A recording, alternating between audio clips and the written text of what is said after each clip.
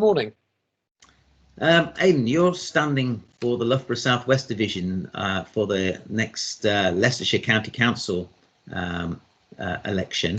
And can you tell us a bit about what you think the COVID pandemic effect will be on the money the council has to spend?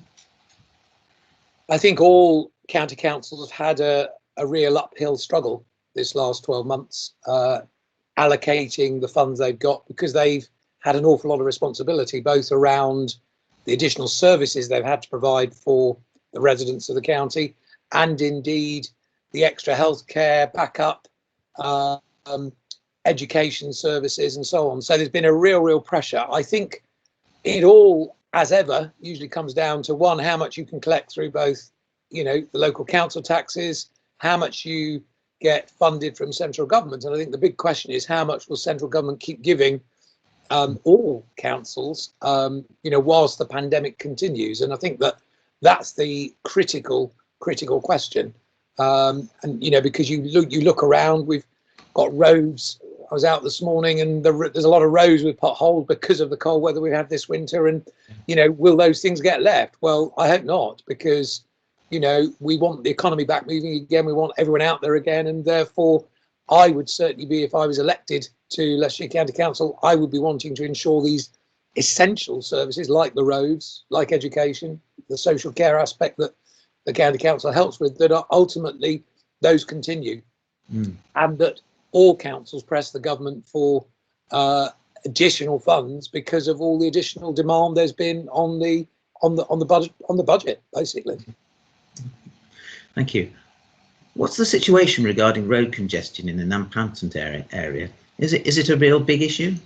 I think you can notice the difference now in the COVID pandemic, having been through there a few times recently, and in that at certain times of the day there's very few cars coming through there now, because no one's meant to be on the road other than essential journeys, and therefore certainly traffic is significantly down. I think peak times of the day still you'll see congestion running along Snellsmont Lane, and in the morning you'll see congestion as it comes down from the northwest Leicestershire Colville area on Nampanton Road. But I think ultimately most roads have had less congestion. It's certainly something that we'd want to look at for the future, and we want to look at with the development that's going on the extension of the University Business Park around Junction 23, Snellsmont Lane connection to the Nampanton Crossroads. So that's going to be affecting, as time moves on, the overall spill of traffic into Loughborough and on the edge of Loughborough there at those crossroads. So I think it's a watch this space, keep an eye on, and I'm sure that there are, the Highways Department are tracking what's happening, but we are in slightly unusual times now in terms of being able to track traffic. Thank you. What's the Liberal Democrats' position on more homes in the Nampanton area?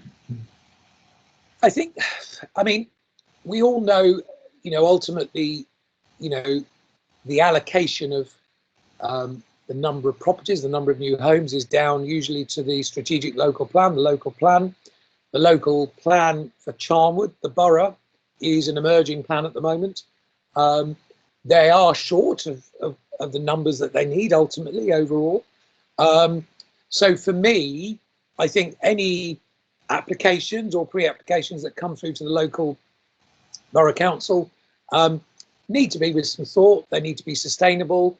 We need to make sure that we're not building on our open spaces, and that we are using as many available brownfield sites, whether that's sites in the middle of the town because they're becoming redundant with the changing pattern in the high street, or other sites where we've got redundant businesses who are looking for a change of use because their building is no longer suitable for what they were doing, commercially or business wise. So I think we have to have an open mind on this, and I think that I understand the need for the numbers, and I also understand the need for social housing, and indeed the housing for affordable housing for those in the community.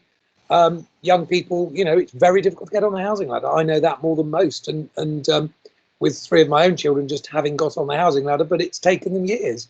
So there's a lot of factors to consider in how one looks at that, and one's got to be very balanced about one's view. But I think Liberal Democrats' view is let's keep as much open space as we can. Let's not build on greenfield sites.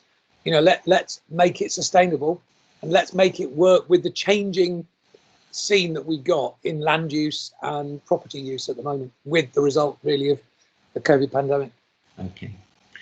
One of the criticisms that is held against Liberal Democrats is that we just spend money. What's your view?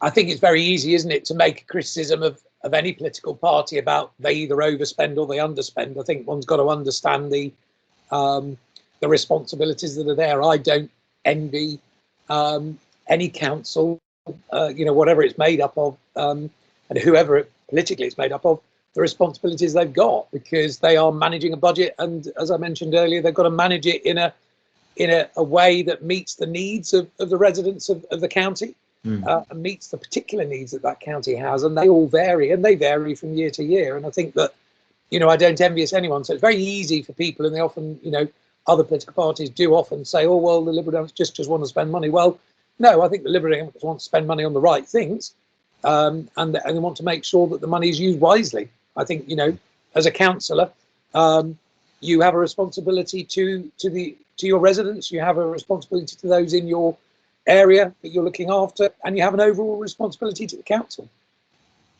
Thank you very much then, Aidan. No problem.